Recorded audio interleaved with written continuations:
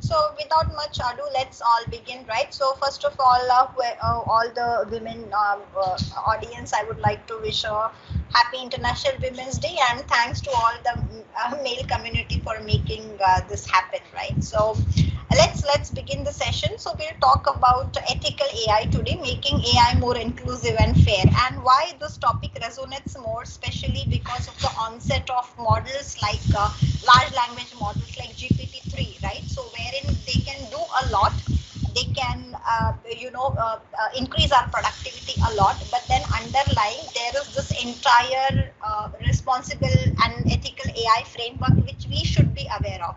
So undoubtedly these large language models have ushered in a tectonic shift in technology as we know it, right? Especially natural language processing.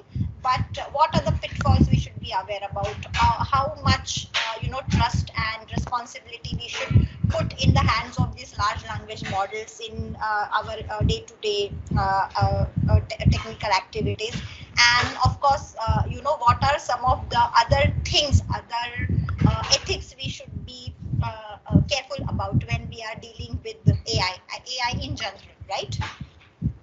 Yeah, so about me quickly, I'm a Microsoft MVP for AI, and I lead the AI IoT business for Avanade out of Southeast Asia. I also am a mentor at Code Without Barriers, where we upskill, reskill a lot of women coders in AI for or analytics for their employability prospects. And I also lead the sustainability initiative for Southeast Asia. You can always connect with me on my Twitter handle, which is at FuzzyMind1, or on LinkedIn. So this is the agenda today, how we will go forward. We will, Priyanka, yes. Priyanka, sorry to interrupt. There is some background noise. Is it from mic My or side? something? Yeah. Really? Now Let me we check. can see there is Is no it okay one. now?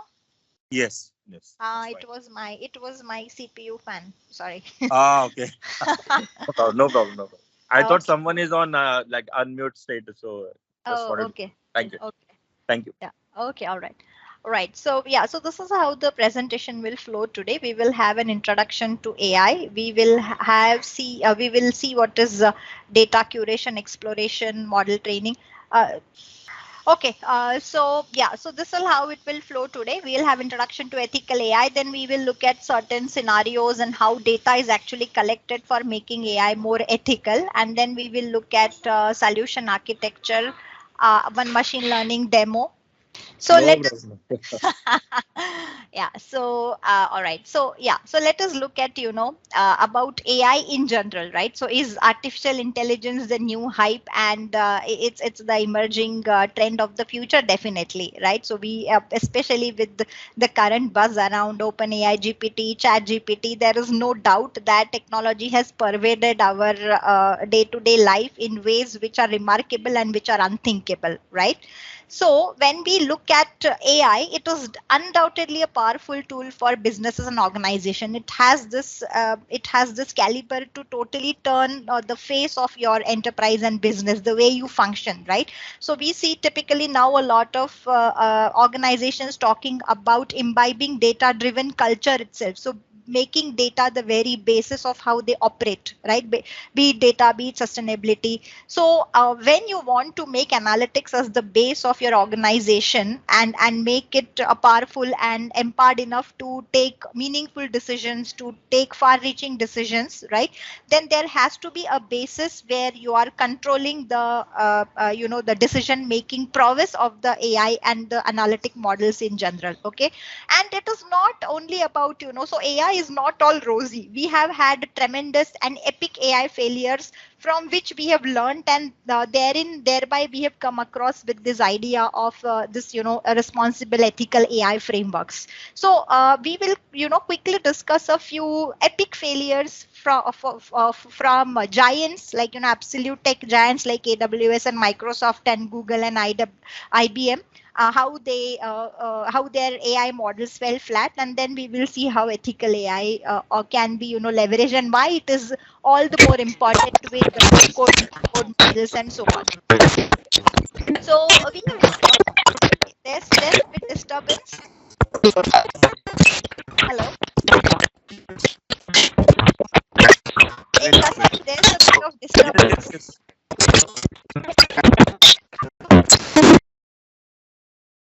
Yeah, Okay. All right. someone was on mute. Sorry. Today Okay. there is lot of background noise. We are Yeah, yeah, so no. yeah, no issues. Okay, maybe OpenAI finds a work around it too somewhere in the near future. So let us look at AWS, AI, right? So this was this recruitment AI, and it was supposed to make the life of headhunters easier by self-screening, top candidates for a particular job description, right? So typically, the challenges which talent hunters and talent acquisition teams face today is when a job description is rolled out, they actually have to go and manually look at the skill sets of candidates, potential candidates, screen them, and then hand it over to the hiring team, right? So what if all of this manual workload was uploaded to AI models that would make the life easier and of course give you better quality of candidates? So this recruitment AI was supposed to be path breaking and a first step towards a more productive talent acquisition team, right? So out of hundreds of resumes, the AI would potentially screen the top candidates and then present it to the recruiters for further fine tuning, right? But what happened? This high AI driven high volume hiring project absolutely failed, right? Because it couldn't stop the tool from discriminating against women, against the marginalized, against the underrepresented sections of the society. So for every job description out there, inadvertently it came up with almost white male candidates. Okay, so what about women? What about colored people? What about people from third world countries, developing countries? Why would they not be picked up by this recruitment algorithm? Which is because you know that the problem is this became branded as a sexist AI recruiting tool. And why did it go so wrong? Okay, so what caused the failure is because most of the resumes, the data which was fed to the AI algorithm in order to teach it, in order to reinforce candidate selection methodology, most of those resumes came from men. So the pattern which the AI detected was obviously, a top male candidates, top Western candidates, and it caused it to downgrade resumes from women. So unwittingly, your personal bias, your means the people who train that AI algorithm, it unwittingly seeped into the model. And absolutely, your model is only as good as your data. You are what you eat, right? So which is why we should be aware of methodologies where the way we train the AI model, the way we collect data, the way we curate data, the way we look at demographics which the data is representing has to be very careful, very selectively done. And then we should be very careful about not letting our own biases reflect onto the AI algorithm, right? And that can cause overarching effects, ripple effects, as we will see, look at it in subsequent slides, right?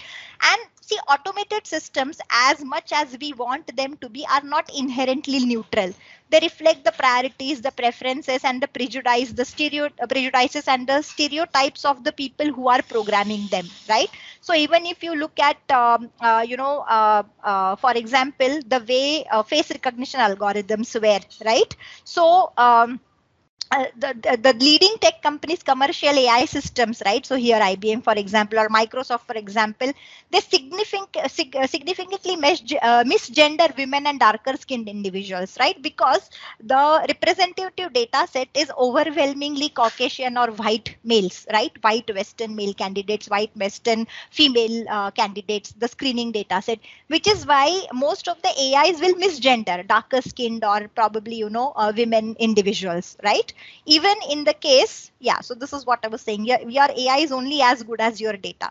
And which is why taking into account all these biases which algorithms have, models have, there is this ethical AI needed. Now this is a two-way street. Okay, so it's not about just us, like us as data science practitioners or technology practitioners training the AI model, but also reverse, in which a trained AI model, how it can be influenced. So let us look at a case study of Microsoft here. So they introduced a teenage bot called Tay, Tay, onto I think social media platform, and that was supposed to be a friendly teenage bot which would interact with teenagers and socialites, and then as we move further, it would learn from interactions, it would learn the current urban slang, urban words, those kind of stuff, right?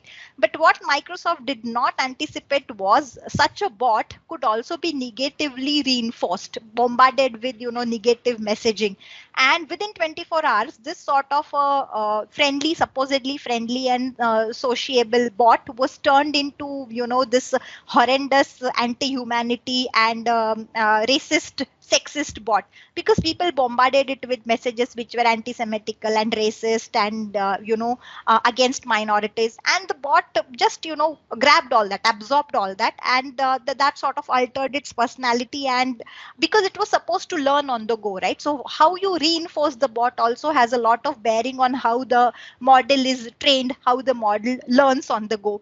So it's two way. What we feed the model, that also should be unbiased, and what is fed to the model once it is out there in the public domain for interactions, that also matters, right? So what sort of information should it filter, what sort of information should it absorb for its own personal training, these transfer learning, these kind of things are also very important when it comes to making AI more inclusive and fair. Okay, ethical AI is needed for, of course, efficiency, complying with laws and regulations, because what is ethical in one part of the world may not be ethical in another part of the world, right?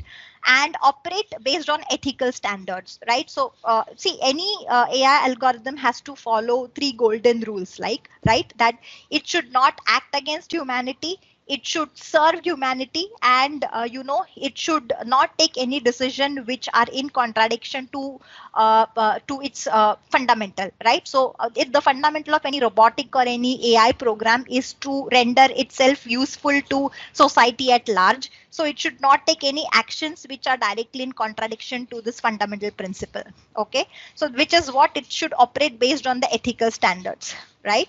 So when we talk of ethical standards in the digital setup, correct? So when we are talking of technology, when we are talking of AI models, these ethics get translated into digital ethics. Okay, so when we have to apply these ethics to but to technology, so that it is respectful, it is socially responsible, and also environmentally sustainable and governed. Okay, so any morally any decision which is taken by the AI algorithm, to whom should it be traceable to, right?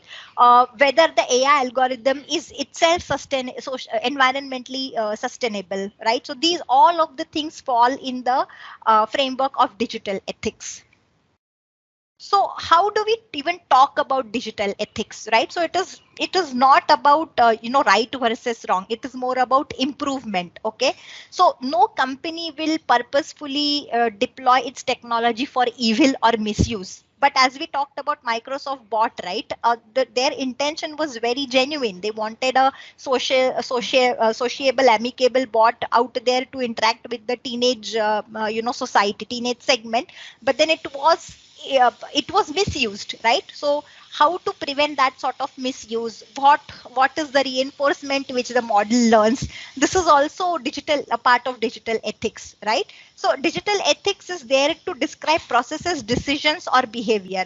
We can't really tell a technology whether what decision it is taking is ethical or not. Okay, but we can program it in a way that it has to take the most objective decision as possible. So whether it is the data which we are feeding it, whether it is the type of information which we are making it interact with, that can be governed, or we can teach the technology about kind of sentiments it should filter out, or kind of sentiments where it should activate its inherent sensitive filter, these kind of things, right? So even with chat GPT, it comes with a humongous responsible AI framework.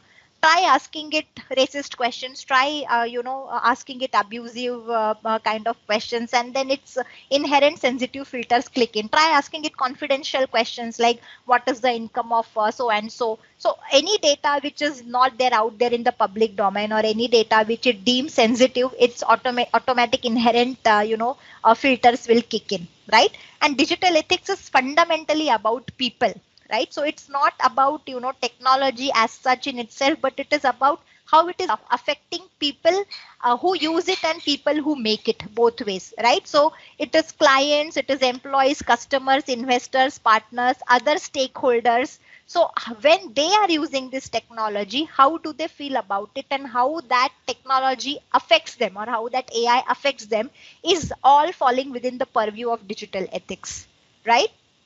And as we said, so digital ethics is a very overarching framework, and responsible AI is a subset of that umbrella, right? So it sits within that umbrella of digital ethics. So this is, the responsible AI or ethical AI is the application of digital ethics to AI technologies itself, right? So we are continuously trying to make AI be more open, more transparent, more ethical, and more how should I say, ownership based in the larger scheme of things, correct? So when we are trying to build AI models, or when we are trying to have a AI roadmap for large language models, as we see in the case of GPT, our aim is to keep these digital ethic framework in mind, right? So identify opportunities to make objective decisions, and keep into account what are the overarching effects it will have on all the stakeholder community in general, be it customer, clients, partners, users, developer community, or even the people who are actually rolling out this algorithm. How it is going to affect all of us in this digital ethics framework is what responsible AI is all about, right? So ethical AI issues are constantly in the news, right, and clearly the industry needs to do much better. So be it Tesla, be it Microsoft, be it Facebook, IBM, Google, Amazon, everyone has had their own fair share of ethical AI issues, correct? So we had this whole controversy around self-driving cars. We had controversy around Microsoft teenage bot day. There was problem with Facebook algorithm that it had to be shut down because it developed its own cryptic language which was not decoded. Amazon facial recognition algorithm was, then trying to match most of the Congress people as criminals, right? So it's a lot of these, misinterpretations, or the data not being too inclusive. These are some of the, issues which have been surfaced so far. Again, as I said, right, it is not just the training data, or it is not just the way in which models are trained and rolled out. It is also how they learn, and how we adjust them to learn new things. We have known the issues of AI algorithms collecting the data, and then all that data and the demographics being used to have geopolitical implications. So elections were are being talked of being rigged by AI algorithms as well, right? So you can imagine the amount of effect all this has on us as individuals, on us as users, and on the humanity in general, right? So huge geopolitical implications can be wrought about by the misuse of AI algorithms, right? And it's not the big just the tech companies. It's not just, as I said, it's not just the people who are perpetrating that, but also the people who are using that. So there are governments who are trying to misuse AI. There are governments who are trying to use this face recognition systems, HoloLens system. So Microsoft was propositioned by the US government to sell their HoloLens to profile soldiers, and in US Army to profile soldiers and individuals. But then that is something unethical, right? Because you're trying to snoop into the confidential data, the life, personal private life of people, right? And then again, it's not just about governments misusing. Again, it is about how that AI itself has implications on environment. So when you're talking of large language models trained with billions of parameters, of course, we are moving away from CPUs and we are moving to GPUs and TPUs, tensor processing units. So the computing power, the data center, which the data center sizes and the computing powers which is AI algorithms use is also, tremendous, right?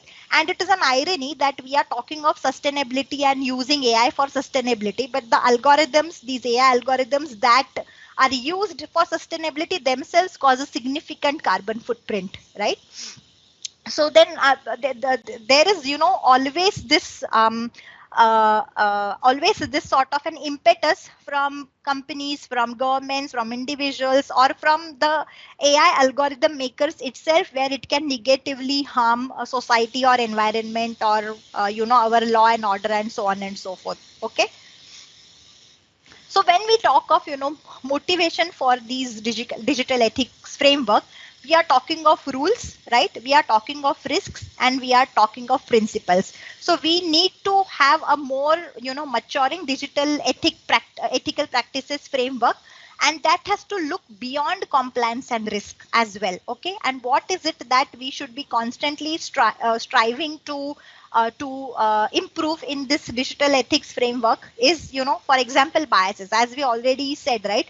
Our inherent biases, we need to train our algorithms on a data which is very inclusive. So you need to find out data sets which are representative of various demographics, which have the right balance of, underrepresented classes as well. Otherwise, we know what could be the possible outcomes of that, right? Like probably colored people or women or marginalized people getting misrepresented, underrepresented, not represented at all. So even if you think of a very simple loan application or microcredit a system, right? A microcredit accessibility system where, the algorithm decides whether a particular individual should be granted a loan or not, or is credit worthy or not, right? So in that case also, forget about all this complex demographic and social and gender parity. Simple thing is, when that loan database, a lot of people who are actually seeking loan will be probably, the mid-aged and employed illiterate individuals. But what about students, right? Students who are probably don't have a credit history or don't have an employment history. What about people who are starting out late in their life? What about them? Are they not credit worthy? So these kind of things have to be taken into account, that whenever you are rolling out a system, these are very simple things, right? Like what about students who are applying for loans? What about divorced women or divorced individuals applying for loan? What about them? What about their property and all these things which they cannot really showcase as their assets? So whether they should be considered eligible for loans or not. So these kind of things need to also be considered when we are building our algorithms. Okay. So so this, it's important that we eliminate as much bias as possible. See, again, no system is 100% perfect or 100% correct or 100% precise. The AI algorithms themselves give out results in the form of probabilities. They don't say that, this is the ultimate truth or this is the ground truth. They give results in the form of probabilities. But as long as the data which goes inside training these algorithms is as much, studied and as much diverse as possible, that is going to include a lot of, substance to your AI results. Okay. When we also talk of morality of AI, correct? So which means, like, how should the ownership flow? So let's say there is a, when, we are talking of driverless cars or robotic cars versus vis-a-vis human driven cars, right? So when you are about to hit something, or when you are seeing that something, a child rushes out in front of your car, you need to have that human intuition to make a split second decision to protect yourself as well as to protect the child as well. That is not the case of AI algorithms, right? The algorithms are programmed in a way to ensure the safety and security of the passenger in the car, most in the case of driverless cars. So when it sees the child dashing out in front of it, what decision it will make, unlike its human counterpart, right? So as a human driver, if I see a child dashing in front of me, I will try 99% of the time to protect the child rather than myself and my passenger, as opposed to the AI algorithms where their teaching methodology is such that the safety and security of the passenger is of utmost importance to them.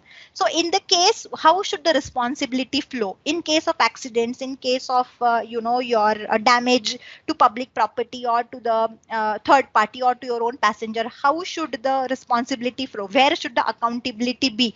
Can you blame the algorithm? Can you blame the company? Can you blame the the robot itself? How that opportunity, how that responsibility will flow, that chain of events, right? Ownership chain, that should also be decided, right? And how does AI take split second decision? Another very beautiful example of robotic cars is, when we go into that world where we are actually hailing robotic taxis and driverless cars for not just point to point but most of our day to day travels, right? So these algorithms are trained on the basis of optimization. So from point A to point B, they should give us the most optimum route, right? And now picture this scenario where you have a passenger, and suddenly that passenger has to go from probably home to airport, and then he suffers some immediate medical condition. Probably is having a stroke or a heart attack, right? And then normal human driver would take a detour and drive all the way to the hospital, right, to ensure that the passenger is safe. But what about AI? Because all it knows is I have to reach point A to point B in the most optimum route and most optimum time.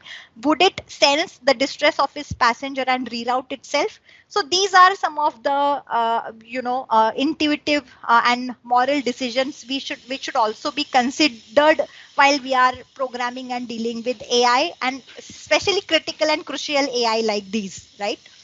Privacy, we don't need to reiterate the importance of privacy.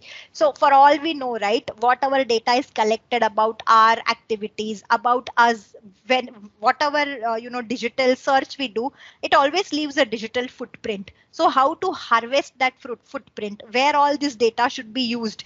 The AI should make me known that it is collecting data about my activities. It should not do so without my prior consent or without my prior information. It should tell me why it is using that data for, okay, and what it is using that data for. For example, when you look at YouTube ads and Google ads, it will actually collect feedback that when you say that I'm not interested in this ad, it actually gives you choices. Why? Because it was repetitive, it was not relevant to me, it was offensive, and then accordingly it collects your feedback, and then it fine tunes your feed, it personalizes its feed for yourself, right? So this kind of privacy, what the data is being collected for, how my actions are being remembered, all this, although it is a very still not a very well defined framework, because we really don't know how our data is harnessed, how our data is sold to third parties, and whether or not our smartphones are really listening to whatever we talk, right? Because it so happens that if I'm searching for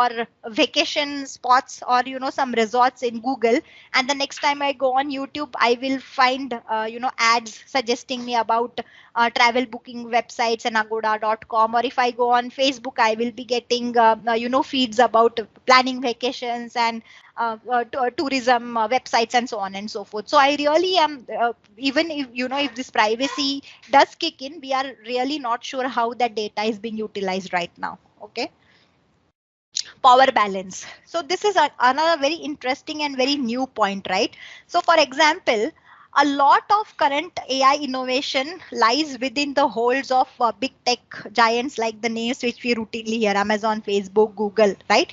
And they are buying out these smaller companies or using their clout to buy out their competitors and kill their competitors. They are trying to create this sort of an oligarchy. Okay.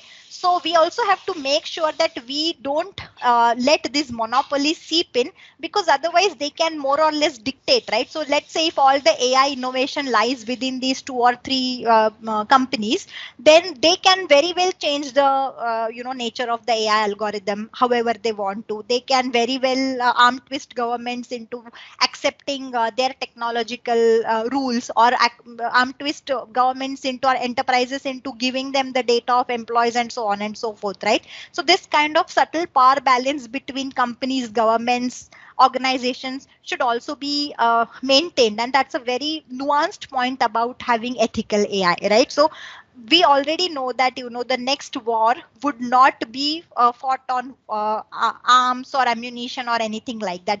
It would be probably, the power balance will shift towards countries who are more innovating in AI, and they will probably become the ruler of the world, right? So how do we make sure that these monopolies we are generating are then redistributing wealth equally, and we are not letting a few countries and the few market players dictate the power balance? So this is also a very important point when we talk about digital ethics and AI, right? Again, ownership we talked about, right? So not only in the case of self-driving cars, but let's say AI composes a new tune, or AI paints a new picture. So whether it should be allowed to enter in competitions, because when you look at programs like DAL-E, for example, or when you look at algorithms like what is that diffusion, right, which create music and which create pieces of art, they are trained on artists and styles which are historically available. So it's not creating its own style, but rather it is going back in its history, its data set available, and then trying to come up with different pattern, right? So but does that pattern, does it is it attributed to originality, or it is something we should think it as a clever remix of different styles rather than originality, and then whether it should be allowed to compete with musicians and artists? So this kind of ownership also, that decision is also very important, right? So, and if an AI really does win a competition, so where that intellectual property should go to? Should it go to the people who have designed the AI, or it should go to the AI itself? Again, like the discredit for a mistake which AI makes is automatically flown to the people who have made that AI. Similarly, the credit or any honors which the AI gets, right, then who should it be attributed to? So these kind of ownership also needs to be very clear, and we have to have boundaries where AI can act hand in hand with humanity as well. Okay. And environmental impact. So training AI can create 17 times more carbon emissions than an average American does in about a year. Correct. So it should not be ironical that we are programming AI for sustainability, but then that AI algorithms themselves generate a significant amount of carbon footprint. Okay. And if we are using AI, and which this kind of AI, for example, the way large language models are trained and the amount of carbon footprint, or the data center which need to keep them running are generating sizable carbon footprint, then we really need to rethink our choices there. Correct. And final, again, very important point: how does AI make us feel as humans, right? So there are two subtleties here. One subtlety is, with the advent of AI, does it make me so complacent so as to not use my own intuition or know my own thought process, and rather trust in AI fully, right? So one very hilarious example which I experienced, and which was narrated to me some years ago by one of my professors in staying in the US. So he was like, he had the smart home, right? So where it was all programmed with Alexa, and all devices were interconnected, and I mean, most of your light on and off was done by voice commands like Alexa, switch on the light, switch off the light, reduce volume, so on and so forth, right? One day it so happened that there was a electricity outage, and there was some issue about no no one day it so happened that there was some technical glitch, and that smart home was not working, and it was almost sleeping time, bedtime. And then his 6-year-old daughter asked him, hey, now that Alexa is not working, how are we going to switch off the light? So that she was so used to the notion that, it is Alexa who's switching off the light. Her brain almost skipped the fact that we as humans have this manual control over the switch, and we can switch light on and off, right? So as more and more AI pervades our personal life, do I as a human start losing my innate ability to think, to innovate, and to make decisions because of over dependence on AI? Second part of that is because of over reliance on AI, or AI being touted as, being this really smart and absolute, ultimate being, then how does it imply on other human beings? For example, if I say that this particular essay was written by ChatGPT, then how, I mean, if this is the definition of perfection, how the heck can a professor give me only 5 out of 10? Because this is ChatGPT and it is supposed to give me the best, summary or best of everything, correct? So when I start judging other human capabilities based on the AI which I am using, or if that AI itself starts making me feel inferior about myself, that hey, I have written this piece, but if chat gpt if this piece I compare to chat gpt, will it, how it will measure up, okay? Or how will my piece be considered in competition with the piece written by chat gpt? So if this kind of a power balance or equation or inferiority starts creeping up in me and my capabilities as a human being, then we need to address these ethical challenges very keenly, very responsibly, right? So we need to understand that AI will still be there, AI will evolve, but it has to evolve to complement us, to to reskill us, to upskill us, and not to replace us. And we should not let it replace our inherent innate human abilities, human intuition, and those kind of things, right? So this is also a keen aspect when we talk about responsible AI. Okay. And then finally we have this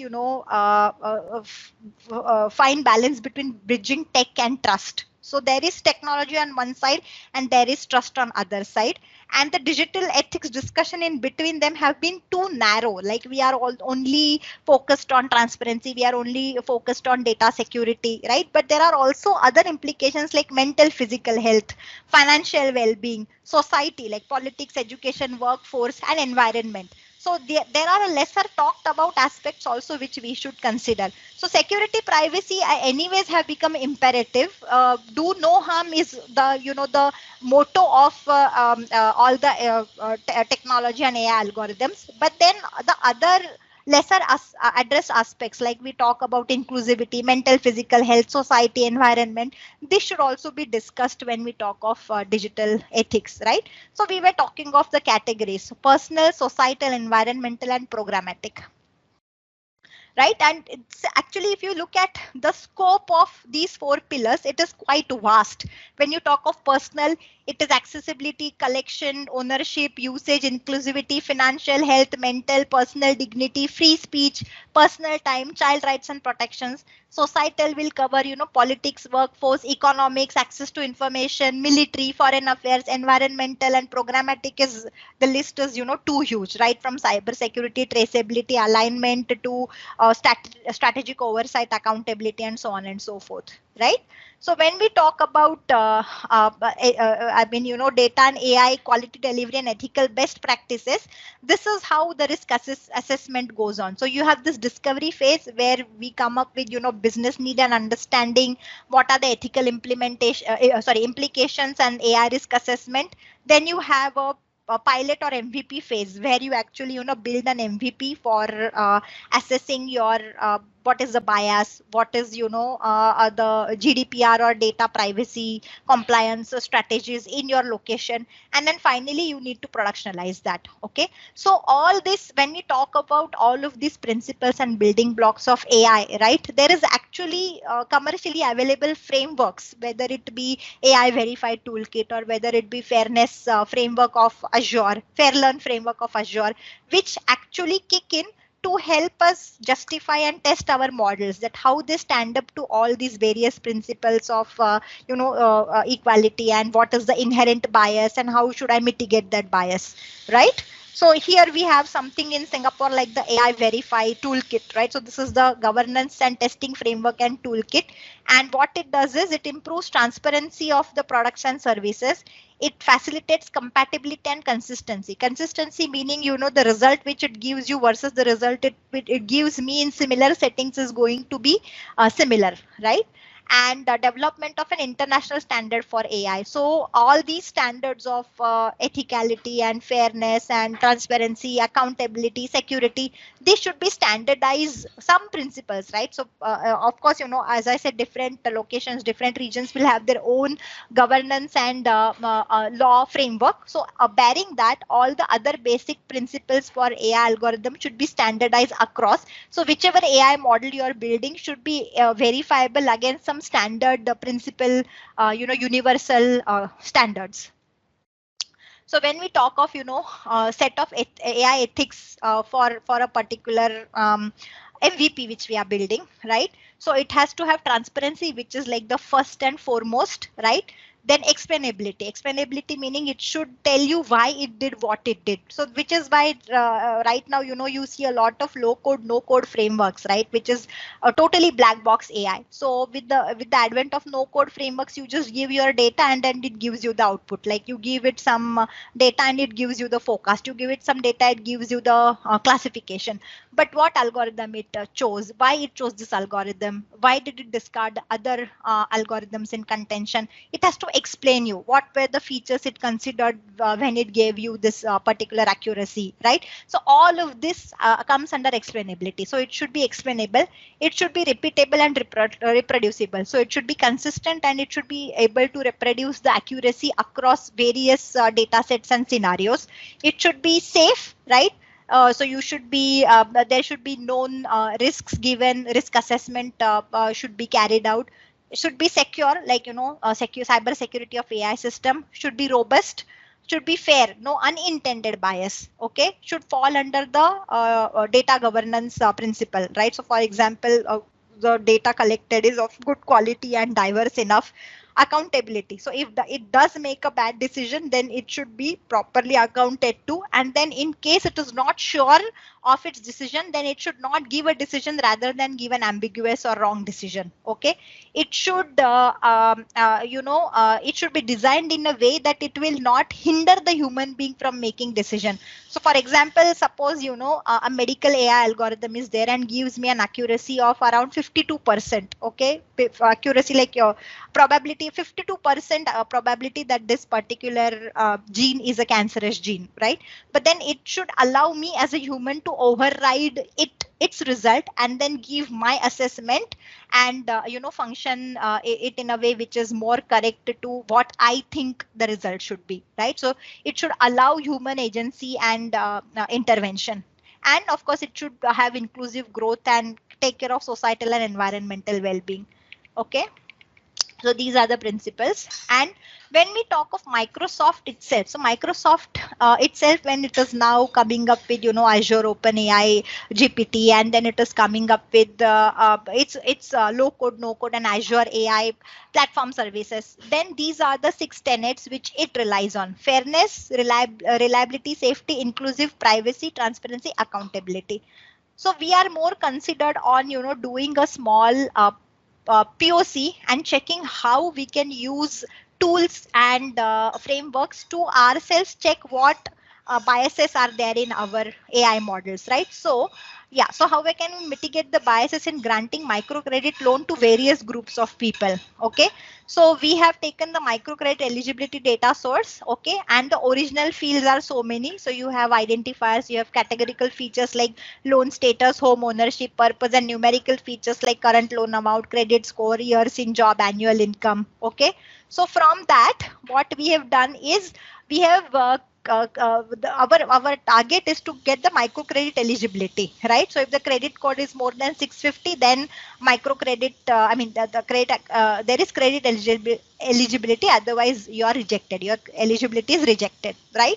And then there are a lot of sensitive features, like for example, gender and ethnicity. So all these frameworks, ethical frameworks which are out there, they will consider the sensitive features like gender, ethnicity, your pay, right, your marital status, to mitigate some of the inherent biases in the algorithms, right? So this is what we are doing. So we are taking the sensitive features of gender and ethnicity and then using Microsoft Fairlearn framework on top of it to actually remove the bias in our regression algorithm, right? So as you can see, categorical features are home ownership and purpose. There are a lot of numerical features. Sensitive features are gender and ethnicity. And finally, our target variable is to come out with the microcredit eligibility score, right? So we have tried three models: XGBoost, Light GBM, and Logistic Regression. These three models. And you know what we have done is, first, when we build these models on the original data set, then we use the Fairlearn framework to test it on the sensitive features, which is gender and ethnicity. Okay. And then we try to mitigate the biases which the algorithm has by checking by application of this Fairlearn framework, and then you can actually see the results out in Power BI. So I'm going to show you that Power BI dashboard, and we can actually see that after mitigating the bias in these models, there is actually, you know, certain ethnicity which was totally ignored or which was underrepresented or which was not granted credit. But then after the Fairlearn framework kicks in and it modifies the biases in all the three models we have used, then we see that, you know, especially Malaysian women, their credit worthiness and their probability of microcredit eligibility increases after Fairlearn framework is you know, is applied. So what is Fairlearn? So it is, you know, Python toolkit to improve fairness of AI systems. So it has to assess fairness predictors, and then you know, it mitigates the unfairness, right? So let us look at, you know, directly the demo for this kind of mitigation. Let me share my screen again.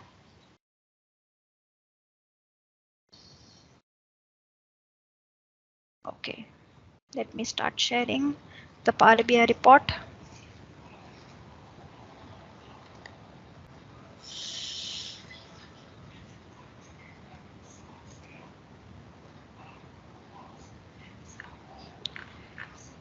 Oh, this is really,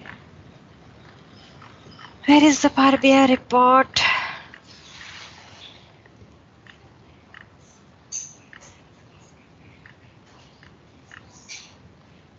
Okay, let me share my screen.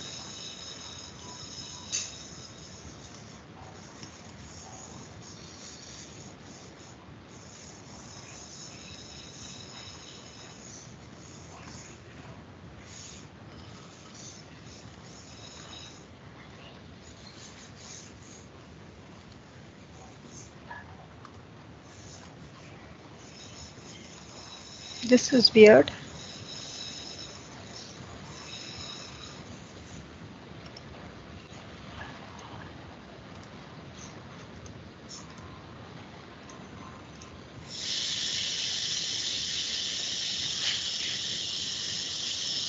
Okay.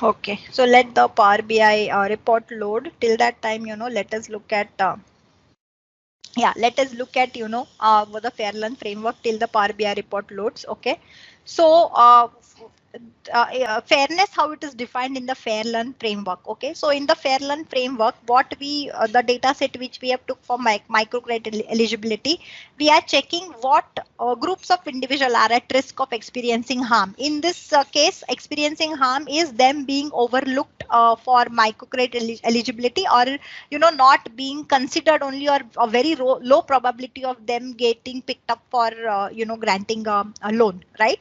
So we look at which groups of individuals are at risk, and we have already earmarked two features, right? Gender and ethnicity. Since this is a POC which we did to sort of highlight how Fair Learn framework works, we have taken only two sensitive features. But then if you look at real life, there will be a lot of age and gender and ethnicity and pay package and country where you live and your religion and dialect and language. Lot of things will come in as sensitive features, right, which should be then mitigated before your model is deemed as really fair and inclusive. Okay, what is the challenge in prioritizing fairness in AI models? Correct. So it is highly contextual, of course, correct, and many possible definitions, metrics, and subgroups. So as I said, like there can be many combinations of different sensitive features. Like ethnicity and gender is one, ethnicity and your race is one, ethnicity and probably gender plus your pay parity, that is one thing. So lot of your marital status and your mental history status, a lot of things will have a lot of implications on how we are prioritizing fairness in AI models. And you also on what is the context in which you're trying to build this model for, right? Yeah. And then of course when you're trying to make your model more fair, more inclusive, there is a trade-off between your model performance. So sample this in a normal setting when we are using regression algorithms like your XGBoost and other light GBM, for example. In a normal setting, when we have not yet mitigated their bias, they would be giving me a high accuracy.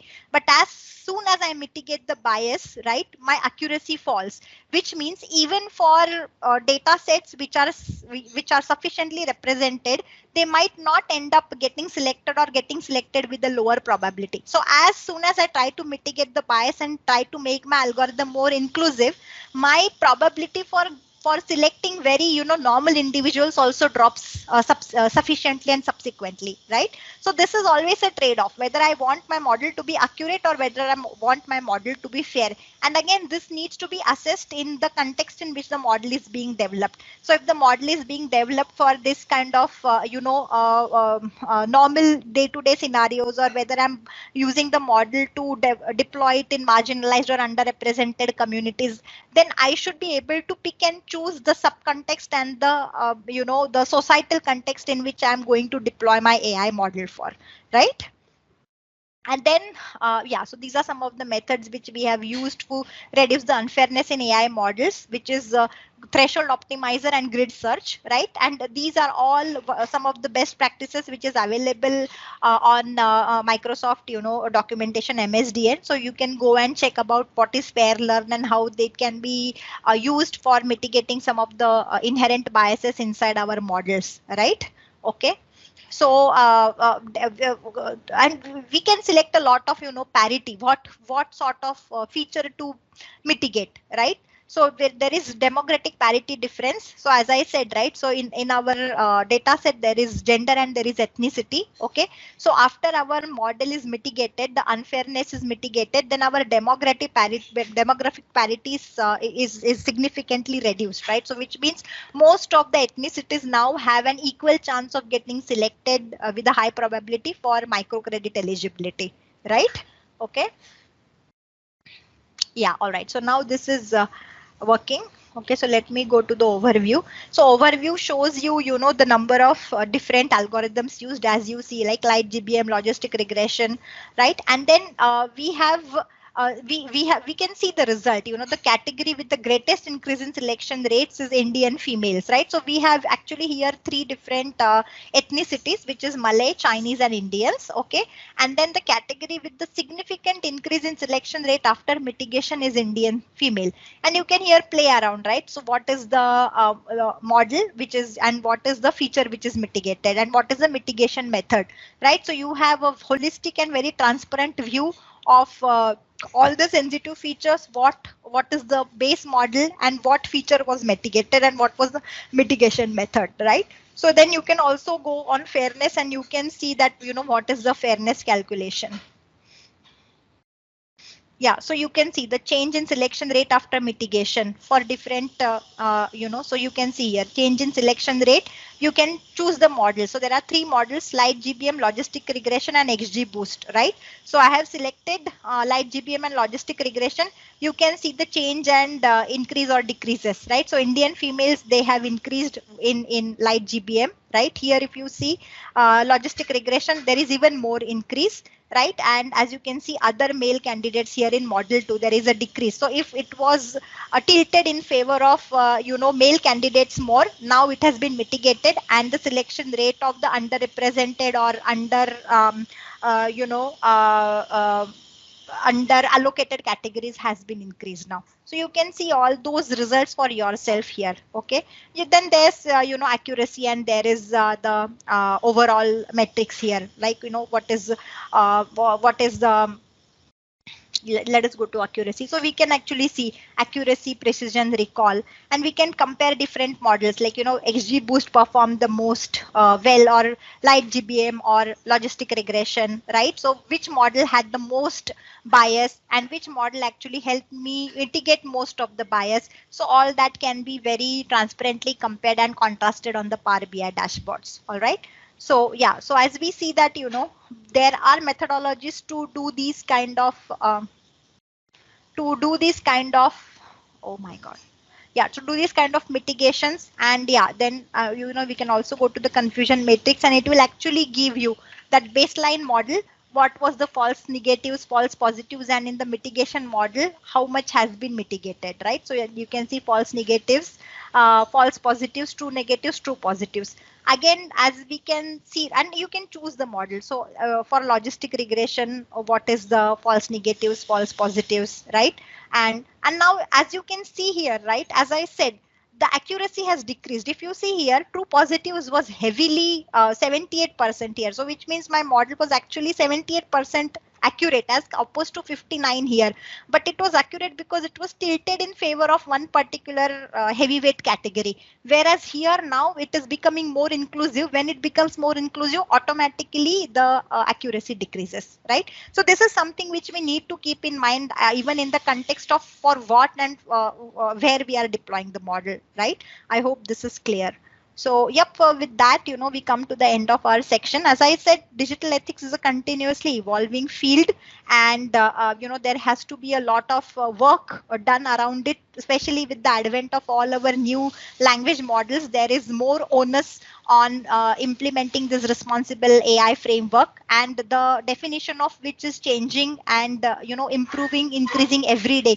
A lot of unthinkable things, applications of responsible AI framework. But yeah, as more and more AI algorithms make way in our life, these things will grow more, and their definitions will even become more comprehensive. So it is an evolving, interesting area, and also opens a lot of doors for new careers in ethical and responsible AI framework, right? AI governance and AI security.